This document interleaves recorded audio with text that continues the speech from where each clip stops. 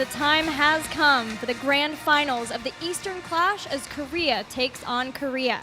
It's actually the exact same two teams who faced off in the grand finals of the last Eastern Clash, MVP Black versus L5. However, the path to get to this series was anything but the same. Gotta agree with you. MVP Black opened up here. We thought they would be dominant. We thought they would crush the entire tournament, and yet it was a very bumpy road as they made their way to the finals. But it seems like the last couple of series they've been in, it's been smooth sailing. It was a really big roller coaster coming into the tournament. Everybody talking about MVP Black the same way the Western teams talked about Fnatic. And then from game to game, they started to disappoint us a bit with their performance. But now, especially the last series against Tempest, oh boy, did we see a different team. Yeah, we sure did. I mean, Gilly, think about it. L5 as well, man, here in the finals, but it feels like we haven't been talking about them as much as the other teams. Yeah, I want to go into that a little bit more because I know you have a lot to say about L5, but as we start things first, I can't help but draw the parallels to the Western Clash. Not this one that we just had last weekend, but the first Western Clash where Team Dignitas lost to Team Liquid in the exact same place that MVP Black lost to Tempest and then had to make the run all the way through. And Kaldor, who ended up winning that match? Let me think about that real quickly. I think it was Dignitas. It was. And MVP Black looks to be on potentially the same tear. Let's take one final look at our schedule as we get ready for the grand finals of the Eastern Clash. We started out today with Tempest versus L5. L5 narrowly winning that. And then that dropped Tempest down to the lower bracket where they eventually would come up against MVP Black, who were able to take out the final remaining Chinese team, CE. And finally, we're ready for the grand finals. L5 has a one-game advantage in this best of 7. And as you said, Trixler, it feels like all the talk has been about MVP Black. What has surprised you most about L5? L5 has been incredibly awesome to watch. They've come together as a roster. Remember, they got the 2 new players on their team in this season, and you just see them starting to really tick as an entire engine as they plow their way through the entire tournament. It was actually kind of interesting. I didn't realize it until they faced Tempest that L5 has been dominating so hard that we actually haven't been talking about that much. And I really think it comes down to their newest addition as a warrior, Hooligan. This guy brings in a spark this team needed, first off in skill, and secondly in personality. He brings a lot to this team that usually is very quiet on comms. He loves to bring the excitement and is helping them get to the tournament. I love that you bring up the comms because one of the things that we said about L5 is that they struggle a bit with that shot caller position and that this has been one of the weaknesses that they themselves identified. And we've been talking a lot about it. And during the series between L5 and Tempest, that didn't feel at all if they were lacking coordination, if they were lacking decisiveness. And if you listen to their comms, I was sitting in the crowd listening to them, and it was absolutely insane. They were always on point, extremely vocal with the decision-making there, and especially SDE, they're always pushing them. And it was really fascinating to see that coming in and asking them and them saying, we're not quite sure how the shot calling is going to work out. I actually think at this point they pretty much figured it out. Well, it is now time to introduce our teams. First up, the 2016 Global Champions, L5.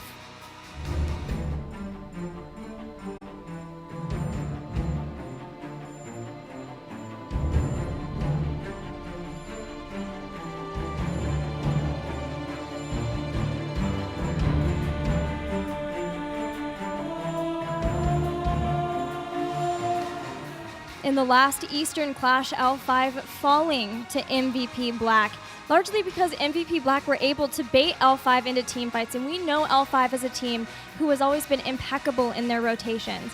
Do you see them as still being able to maintain that pressure against MVP Black's baits, even without maybe a dedicated shot caller, Trixler? I'm hoping so. I mean, again, you bring it back all the way to the last Eastern Clash where it felt like it was macro versus team fighting, and MVP Black was just slightly better at that time at winning team fights, and you saw L5 fall into that trap. Well, here we go. We're having the Mexi comparison to SDE. Oh my gosh, you are getting me, man. I'm kind of scared. It's kind of back up. Okay, if he doesn't back out of this one and the camera gives up, then I'm already calling for the potential duel at BlizzCon between Smexy and him. All right, we got to get a duel here. And here's Wait, a guy. the double! This is what I love about Hooligan. You can see it in his eyes, man. He brings a fiery passion to this team, and even a couple smirks, which you can't hate on. He tried to go back into it. Gosh, Hooligan is awesome. Okay, I don't think that Smexy is going to be able to No. I am so happy that you brought up Hooligan because when I was studying this team, I know that a lot of people immediately felt like SDE instantly fit in with L5, but the question remained, how can you fill the shoes of someone like Noblesse? And yet Hooligan comes in, is quietly doing his job, but starting to make plays in a way that you can see why he was chosen to fill that difficult role. Yeah, they seem to really trust him, and that's very important when you have that warrior role. You need someone that can get your engagements or, of course, make the calls in the last-second engagements that look like you might be losing a team fight to turn it around and have that snap decision from SC to follow up on. And it's been great so far. Now it's just all about, can they handle the pressure of MVP Black pushing them in? And that's a really good question, because they said that they don't really feel as if they can beat MVP Black, at least when we started into this tournament. I think since then the situation has changed. But asked, how do you feel at facing up against Black? They said from the start, maybe if there's a miracle we can take them down, but coming from the winner bracket, they have to feel way more confident now. Well, up next, we welcome to the stage the previous Eastern Clash champions, MVP Black.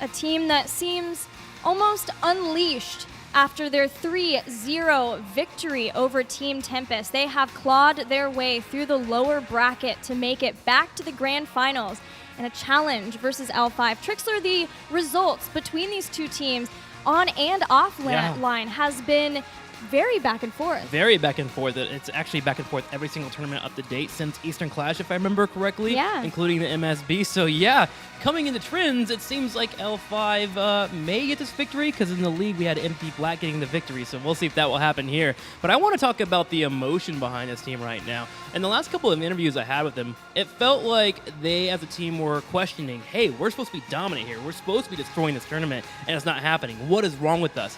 That changed 180 after they beat Tempest 3-0, and now suddenly they're electrically charged. They're ready for the series. I talked to their coach after the series against CE, and I asked him, what's going on here? And he just shrugged his shoulder, looked at me, and said, that's always a good sign. I don't know.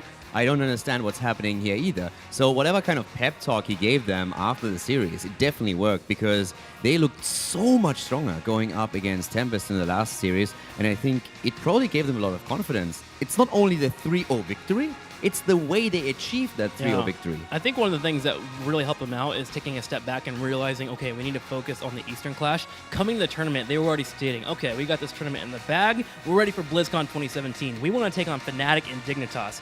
I think a wake-up call hit them on Friday, Saturday. They came in, prepared for their matches appropriately, switched up their drafts as well, and now they're in a spot where their head seems to be in the game, which is definitely helping. Well, it is time for draft number 1 of this best of 7. As we head into the Battleground pool, remember that this is a best of 7 with 1 game advantage for L5. So they only need 3 victories to win this series, where MVP Black will need 4. We've got bans on Braxis Holdout and Warhead Junction. Very standard when you look at Korea versus Korea. These two teams facing off with Infernal Shrines for game number 1. Gotta be excited. Infernal Shrines is one of those battlegrounds that you can push to the macro limits. We've seen some strategies as of late start to elevate, where it's more about focusing on the team fight and getting the first couple of turrets for experience. So let's get this started here. Game 1.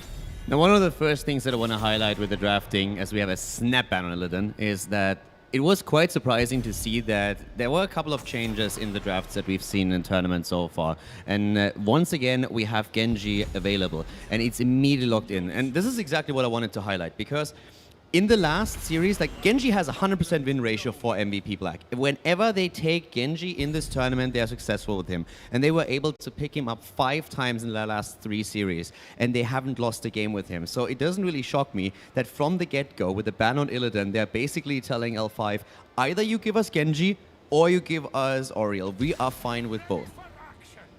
The first picks that came in were so fast, it almost felt like a game of chicken. Like, right?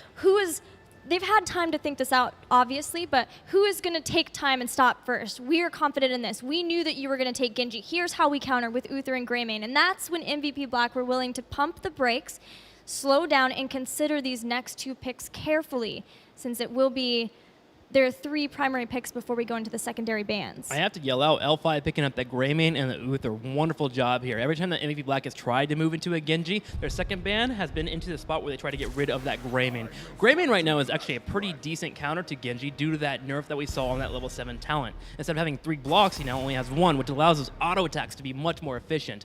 MVP Black picking up the Murden into the Rhaegar, and L5 seeing the Malthael in the last couple of games, they decide to go ahead and ban it out. Yeah, Rich has played a fantastic Malthael in the last few games. So L5 reacting to the series that Black played against Tempest. But now also with Arthas and HGC, I'm really liking the way that L5 is currently trying to control the fights. That both heroes allow them, first of all, to have a very good position on the shrines per se. But also, when you're going up against Genji, any kind of lockdown that you have with the new priority of a Greymane against Genji that you pointed out, Tim, is absolutely fantastic. So they have the Power Slide stun, they have Uther as a follow-up, the Howling Blast, and then Greymane can go in to do his work. Gilly, I want to talk to you about this because we were talking about it in the back. This Genji Rhaegar synergy that's become so popular due to Mary Day. Do you think it warrants a hype? Well, MVP Black were the first ones to really examine the pairing of Uther and Genji together, and it seemed evident that Reset enjoyed making sure that there was never any overlap and having his deflect with a Divine Shield or something like a Divine Palm even, as the Sergeant Hammer gets picked up. So in that sense, you have deflect and then Ancestral Healing, and there's no concern over that. Plus, in general, Korean teams do value Rhaegar greatly. He offers a lot of wave clear. He offers a lot of mobility too.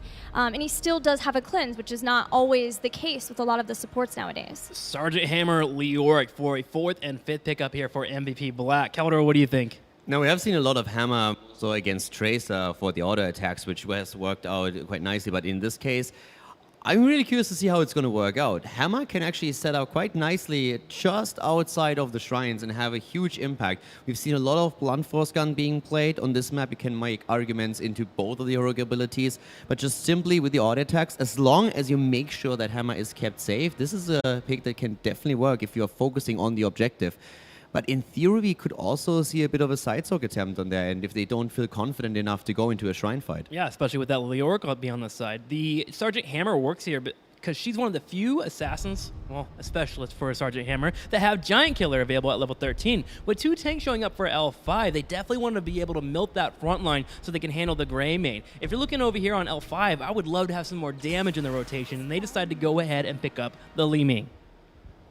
I like the Li Ming pick here a lot. First, normally when we're talking about Infernal Shrines, we oftentimes highlight that Li Ming might not get quite the same value on this map as she does on other maps. But now that you're going up against the Sergeant Hammer, who would love to siege outside of the shrine, you have a really nice target pinned on her so that Li Ming can try and get a volley in, and then you only have to follow up with the rest of the damage. Also, since we already talked about the CC chains, this caters even more so towards Li Ming's strength, which is, of course, burst damage. Would love to see a resistant pickup here for Sergeant Hammer. There's a lot of stuns and roots on the other side for L5.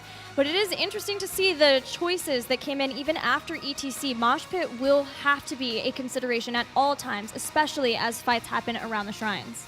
That it will be, and it's time to get this series started, Gilly. Here on Infernal Shrines, in the right side, it's going to be MVP Black. Remember, they are down 1 game to the team on the opposing side, and who will that be, Gilly? In the blue, it's L5. L5 having the most recent on-LAN victory over their rivals, MVP Black. It was a close one, and it was an elimination match, and eventually both did end up falling to Europe, to Team Dignitas. Here we go, 5 seconds and counting. MVP Black already moving into talents, and at level 1, actually getting Regeneration Master here for the Sergeant Hammer. In theory, makes some sense here. Grab a few of the globes, you're able to handle some poke that could come your way from Li Ming. At level 7, you can also pick up that first aid, will help you bolster through that damage, so your support, Rhaegar here, can pay attention to both your tanks and, of course, Genji. Yeah, more evidence that Sake wants to be rotating around as much as possible between lanes and picking up a lot of those regen globes. Stun has been thrown out on SDE.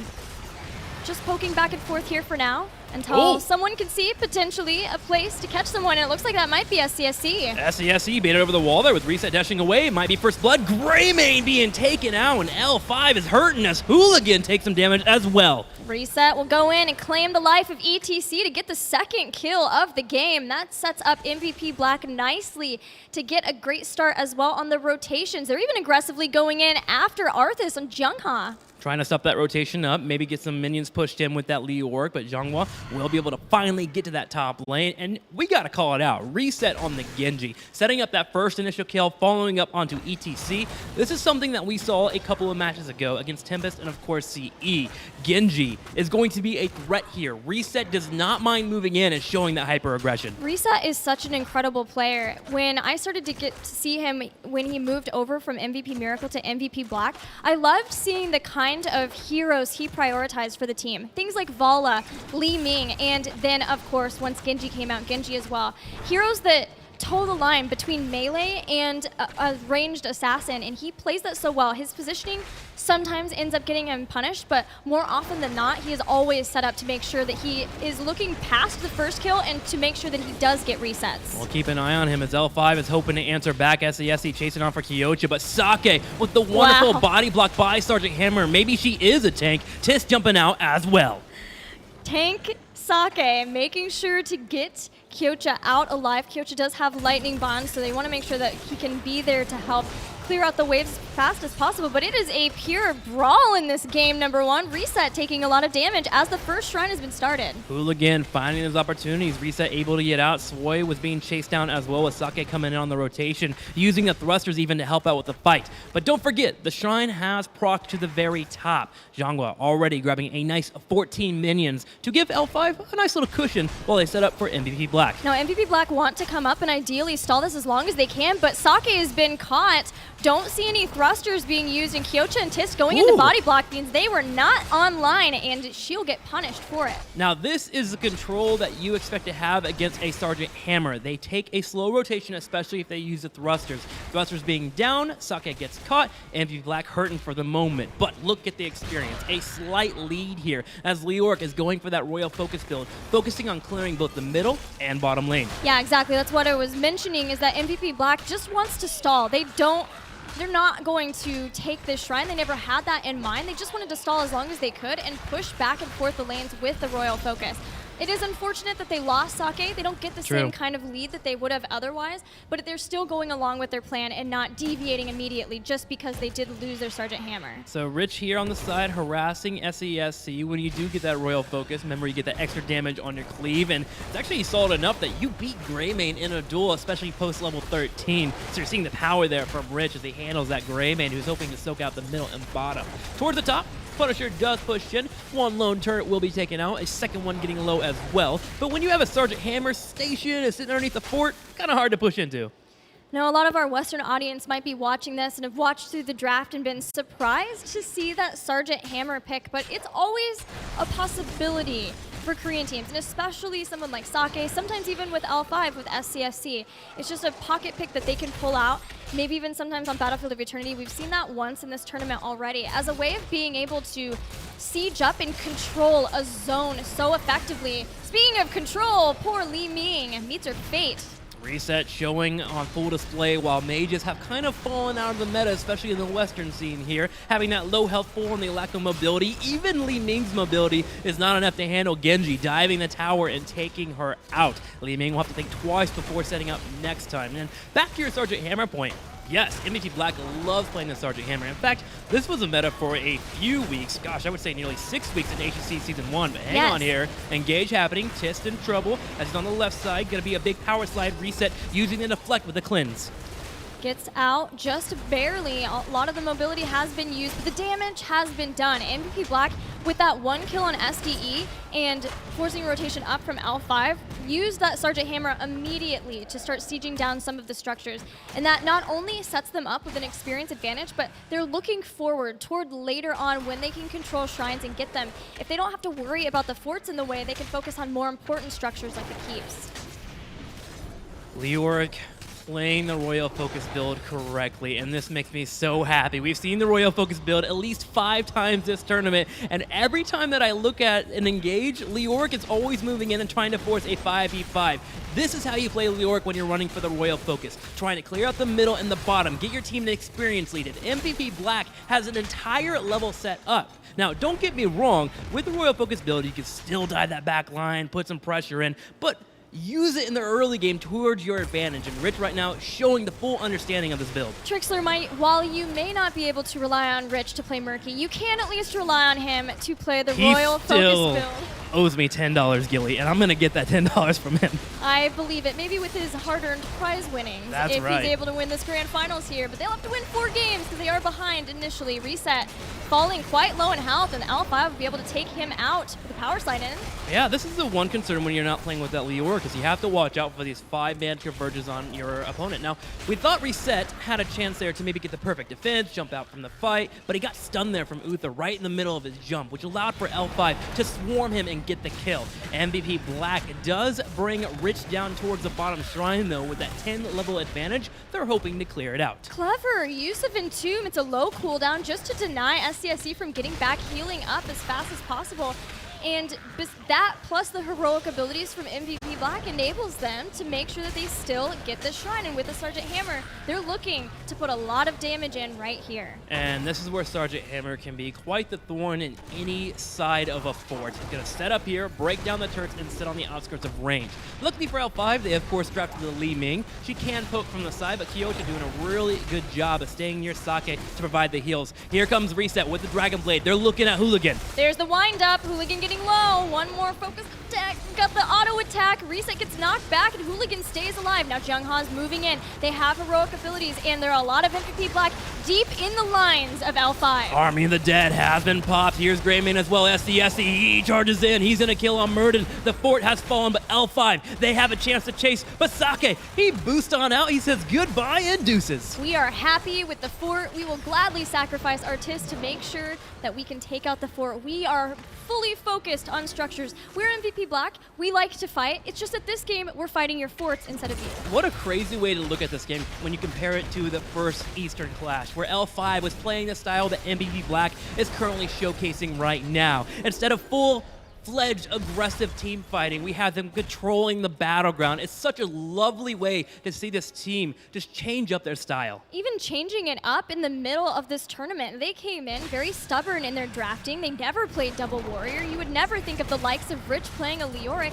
and yet they adapted. They were forced to when they lost to Tempest earlier on and were forced through the gauntlet of the lower bracket. Now they come in, they have another chance. They are 1 game down, but they still are looking to bring it to L5. That's right. It's all about the next Punisher here as L5 grabs their mercs a little bit on the Illyria side. Should be seeing that from MVP Black in the top right soon with the shrine about to pop on up, which should allow for them to push forward, get level 13, and control the shrine a little bit better. Their macro play at this point has given them such a nice advantage that as long as Sergeant Hammer plays safe and moves correctly around the battleground, they should be fine. And that all comes down to Rhaegar making sure to keep her alive. Rich has been caught, immediately find him as soon as he pops out of Wraithwalk, but making sure that he can cheat death as fast as he can by hanging out, and of course giving some vision to the rotations of L5. While MVP Black still work toward that level 13 and having the advantage, but that kill does help L5 catch up so that they can contest the next shrine. Yeah, significantly. With their ability to soak and them getting half a level here, they're closer to 13, which will give them a chance to actually fight around that shrine. And this is where I actually kind of worry about MVP Black. When Rich started losing multiple times in his lanes, started getting picked off, that's where we saw them take their losses in this tournament. Will Rich clear his mind here and make sure to play on the safe side with that Leoric? So far, he's doing just great, but with 1 or 2 picks, you can definitely see MVP Black start to fall. Yeah, that's always the issue when you have a new member come in, and although Rich has played with Kyocho, with Sake before, he is new to Tist and Reset. They haven't had that long together, and honestly, they haven't really had that many losses together. They've never been under fire the way they have in this Eastern Clash, and that trial by fire is the best way that you're able to forge together teamwork, but it always does come at a cost, at least initially. Well, L5 has grinded their way back, and they're hoping to get into an engage. Rich already starting the clear here, 28-7 already in favor of Black. Rich taking damage, Rich getting low, SC goes in. Tits will be able to drop a nice variation on the side here, but look for reset with the Dragon Blade. He's got the Dragon Blade, and Rich receives the Ancestral Healing, so MVP Black are ready to brawl. Divine Shield with a zoning mosh from Hooligan, but nobody caught, and it's interrupted. Li Ming is the first to fall, means no resets really, and especially with Greymane going down. Hooligan will fall, giving Reset another chance. And Swoy gonna be killed as well. MVP Black comes into that area, finds a concave, and they handle the concave so well that L5 got pinched against the wall and eventually picked off. The team fight for MVP Black right now is outstanding. It seems like whenever they draft something where Rich can be somewhat of a threat, Reset can be a real threat, but always going back and forth, and then Sake is free to shell out damage, whether it's Sergeant Hammer or a Gul'dan, MVP Black looks unstoppable. You just cannot deal with all of the threats that they are putting out. This is where it gets worse here, too. With Giant Killer coming online, 2 talent levels down with 16 about to hit, MVP Black Sergeant Hammer is quite the menace at destroying that front line. And you mentioned Reset already coming aside. You have to worry about the opposing tank killer destroying your tanks while your back line gets shredded by Genji. L5 will have a difficult task of finding the coordination to go in for that fight and actually land something important. Where it starts is probably jumping on top of Kyocha, but he's been playing Rhaegar in a miraculous way so far, sitting on the back line, staying near Sergeant Hammer, and never getting caught. Yeah, while some Rhaegar players have had issues with learning to play more passively Hide. with the change, right, with the change up of no longer being able to ancestral healing yourself, right? Kyocha doesn't know that. Kyocha came in to Rhaegar in his current iteration, and Kyocha has always favored, since switching to support, to be more passive, but oh my goodness, as we're conversing, Reset is dominating. Goodbye, Li Ming, and L5 might have to say goodbye as well, as SCSC is focused down. Divine Shield will delay this kill for a moment. SCSC is able to get away. Hooligan with the power slide too will guide his team behind into keep wall territory, but still, you saw how quickly Li Ming, if she ever oversteps, even with Illusionist, just falls. Yeah, it makes me wonder if we'll see a diamond skin. Sometimes it happens in Korea just to try to withstand Reset being on top of you with that Dragon Blade, but so far, nothing has been able to help her really. They use a Divine Shield on her once, but then someone else falls, having only Uther to try to protect this go for the throat Greymane and a Li Ming. So far has not worked out the best for L5. L5 is just being dismantled right now. Look at the mini-map. MVP Black controls everything. Minion waves in the middle, top and bottom continue to push in and just color the battleground, which allows MVP Black to position aggressively. Tist ready on the side here for a flank. Hooligan actually didn't even see him until now as Tist plays around the fog of war. The camp's been grabbed. Hooligan's going to go Whoa. in. Actually, Kyocha jumps into the mosh pit, and this might be the chance that L5 has been looking for as they bring down Genji and Rhaegar. Impressive play there from Hooligan, and this is why this guy has become such an amazing tank for me. He moves in and does the predictive engage there from Genji, gets the power slide into the mosh pit, and MVP Black is going to lose 3 members. Tis taking some time here to distract his opponents, but 16 is finally here for L5. They get 16, and now Tis just trying to die as fast as he can. He did delay some time initially, but there's a shrine active, and that was quite a delay. 30 seconds, 20 seconds, nope, 30. I can do math, separating him from being back up with the rest of the MVP Black, and that is time, valuable time that L5 needs to get back into this game. They're going to utilize this time as well as they can as they jump right on top of the shrine, clearing it out, getting a nice little lead already, and also doing their best to prep their waves. They're sitting top lane, already up to the top right, so if they wanted to, they didn't have to push in the middle. They could break open the forts, threaten keep possibilities. They got bottom lane pushing decently already, and all they have to do is finish this Punisher and then make sure to clear out the Mercs pushing in the top lane, but they still have keeps here, and they have a dream. L5's still sticking together, even though there are only a couple of camps where MVP Black possibly could be. This has been a trademark for L5 in general, unless they have Jeongha on something like a Dahaka where they feel more confident that he can brush stock in. They like to make sure that they can stick together, especially knowing that Mosh Pit was down, and that has allowed Rich to do a lot of damage to this bottom lane, and Reset's getting the camp in the bottom, so that will be a pressure point that MVP Black might be able to abuse later. L5 are deciding to go ahead and push in for an engage, simply because of the build that Leoric has. He wins 1v1s. They're moving in on the Tis, but Tis is just taking the damage here with Kyocho on the back line, bringing out the heals and Avatar State being used. Hooligan is getting low on health. Ancestral will be used. Oh, it was used, but it didn't connect. Genji was blown up in the blink of an eye, and now MVP Black, without their Genji, are crumbling in this fight. Tis rooted by Jungha will also go down. Giving Kyocha? more time. SDE.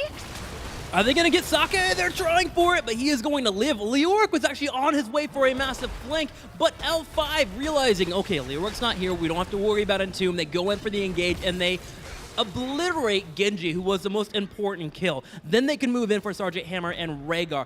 I was actually doubting the shot call here. I thought maybe they would send 2 people back home, defend, make sure to soak for level 20, but they made the decisive, aggressive call that gave them a little bit more control. They're still behind in experience, but now they have 30 seconds to soak all the waves. They do, but MVP Black, along with being ahead toward 20, also still have 2 forts. And that's the problem with the objective of Infernal Shrines, is you are reliant on the Punisher to be able to push forward and take out keeps unless you can get a miracle wipe like the last one.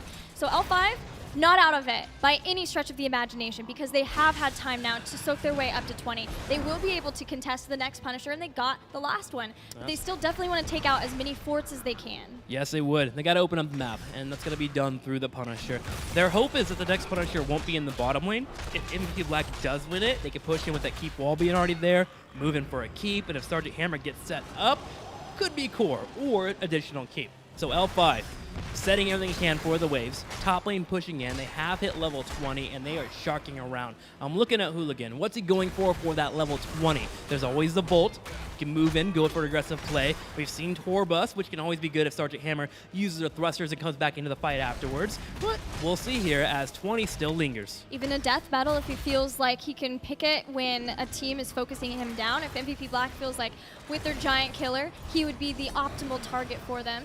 He has been sort of the focus before as he leads the charge, but that's the great thing about an ETC, and an ETC who is confident in his ETC play is that he can last second pick that depending on the situation. Ooh, unfortunate here for L5. It will be the bottom shrine that is spawning. MVP Black would love to get the shrine and push in and move in towards the keep, so L5 must contest, and they have set up well here. For anyone that might be sharking around, Hooligans on the right side, Sake wanting to move forward, but he has to poke first. Reset checking the brush. SCSC will go in, and that does force the deflect. They're just trying to bait out as many cooldowns from each other as they can. Shrine activating. He's checking here. I'm watching Tist. He'll be the one to engage for MVP Black, with Rich following up with an Entomb if they do decide to engage.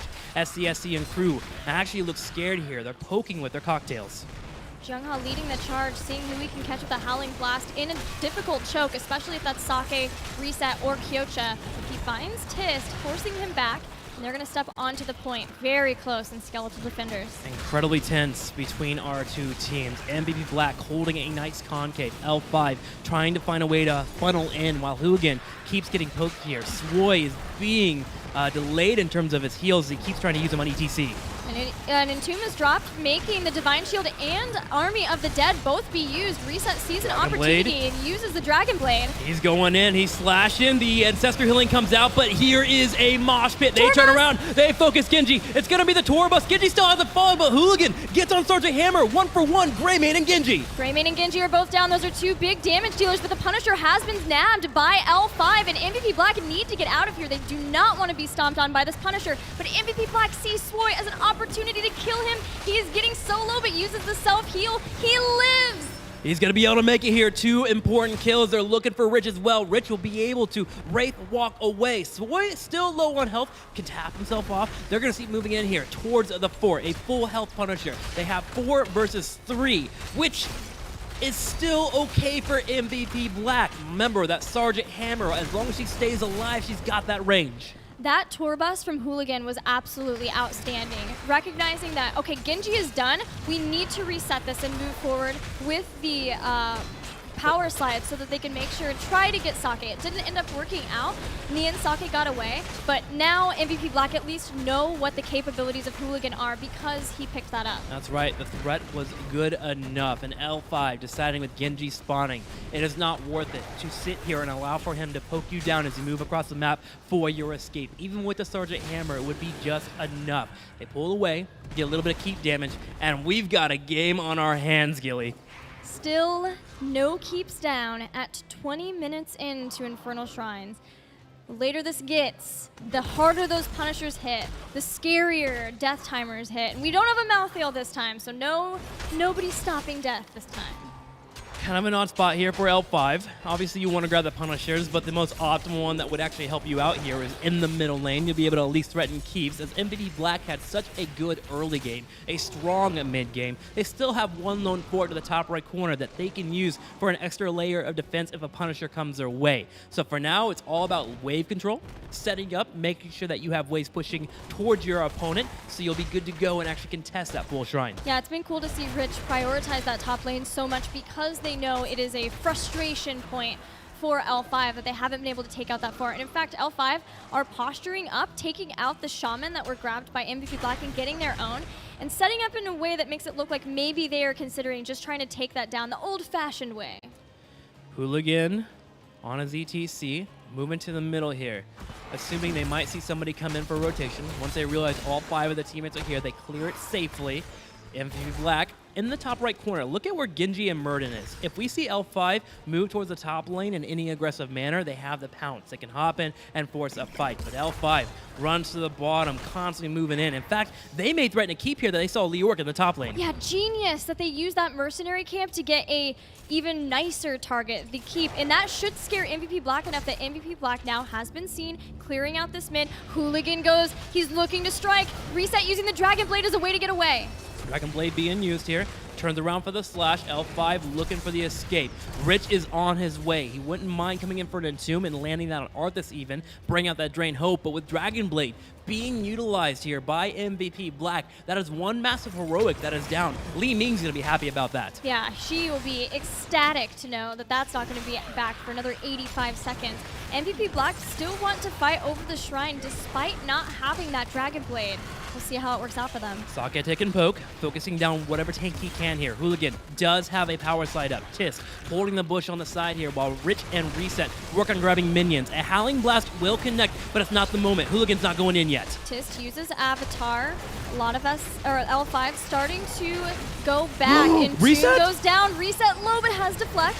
Ancestral Healing being used, so Wei will be focused down. He has redemption. Can he keep Hooligan alive? Hooligan turns around and drops a Mosh Pit into the power slide. Missing out though. MVP Black taking out multiple members. 2 have fallen here. Uther does come back, but Greyman is low. But SD got the reset off of Genji, and now 2-4-1 in favor of L5, where initially the tour bus missed. It looks like maybe L5 weren't going to be able to win.